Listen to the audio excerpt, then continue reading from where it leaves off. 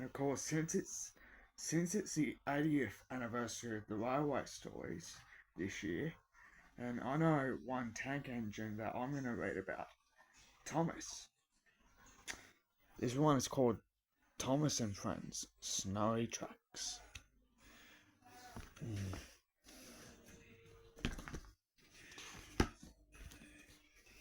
And of course, we all know what that means.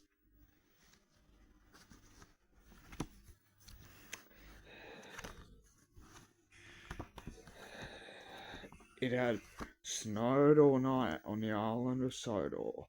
At Tidmouth Sheds, the engines looked out. The trees were white, the cottages were white, and the railway tracks were hidden under a blanket of white snow as well. And they were too. Meanwhile, the Fat Controller asked Thomas to deliver firewood to the stations and told Gordon to take some trains to the docks. "You are a strong engine, Gordon," said the Fat Controller, and as he left, "but snow is slippery.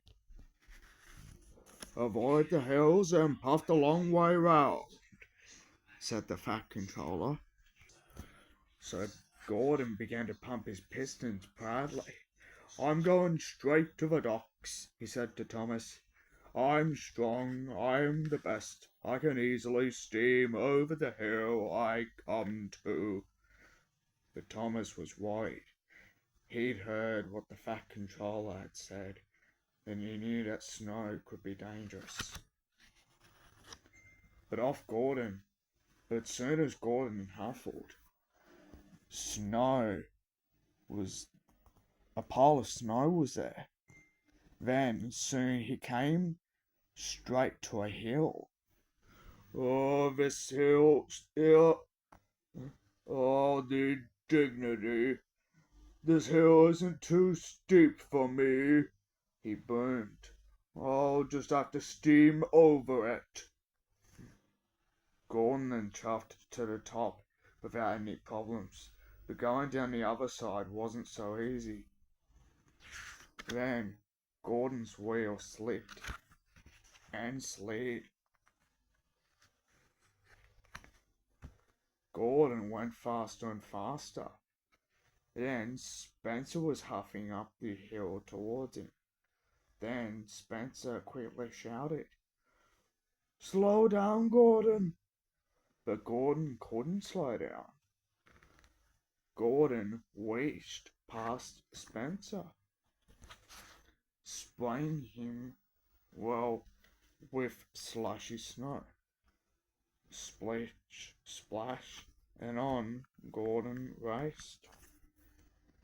Oh dear, what's going to happen next? Luckily, Gordon managed to slow down, but it wasn't long before he came to the biggest hill on the island. "Snow is softer and I am strong, it won't bother me," he muttered. But it wasn't enough for Gordon. But as Gordon pushed up the hill through the snow, it became a snowball. The snowball then grew bigger and bigger.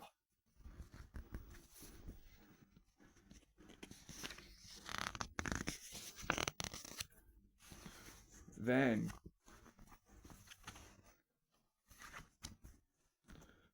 Thomas came up behind Gordon on the hill. "Thank you for clearing the tracks," said Thomas. But then there was trouble. The giant snowball was too big and too heavy. Gordon could go no further.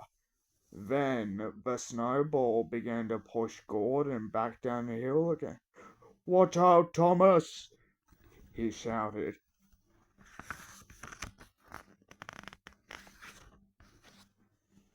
Gordon was pushed. Gordon was pushed back faster and faster, so Thomas chuffed back faster and faster until Gordon rolled into a siding and crashed. The snowball bashed into Thomas and it knocked him right off the rails.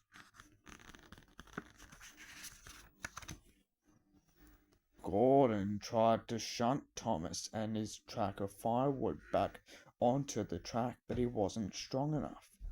"I'm sorry, Thomas," puffed Gordon sadly. "I'm not strong and I'm not the best.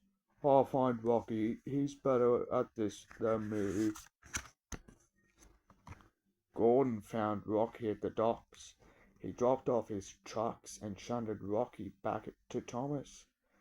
With his long crane arm, Rocky heaved and heaved until Thomas was back on the tracks. Thomas thanked Rocky. "Now I must deliver my firework," he said. "I'm very late and the station workers will be cold."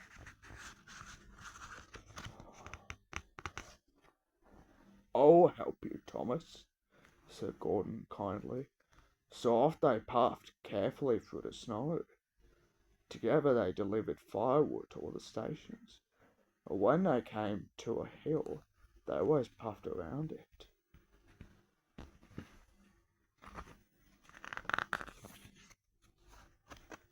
The